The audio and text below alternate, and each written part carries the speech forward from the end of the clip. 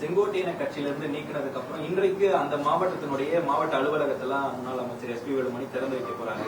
செங்கோட்டையனுடைய எதிர்காலம் எப்படி இருக்கும்? அவருடைய நிலைப்பாடு ரொம்ப கவலைப்படாதீங்க. செங்கோட்டையன் 72 எனக்கே அப்ப 15 வயசு தான் இருந்திருக்கும்.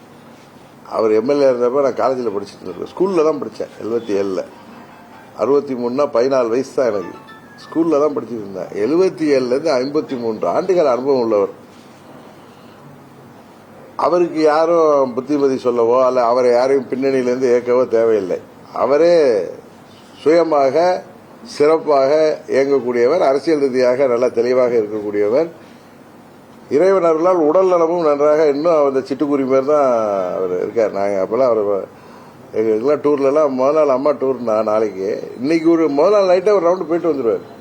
எங்கள் அம்மா டூர் முடிச்சதுக்கப்புறம் போயிட்டு காலம்புற ஃப்ரெஷ்ஷாக 9 மணிக்கு வந்துடுவார்.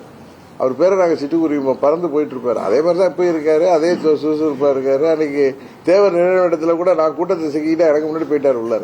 எங்களுக்கு போய் வெயிட் பண்ணிட்டு இருந்தாரு.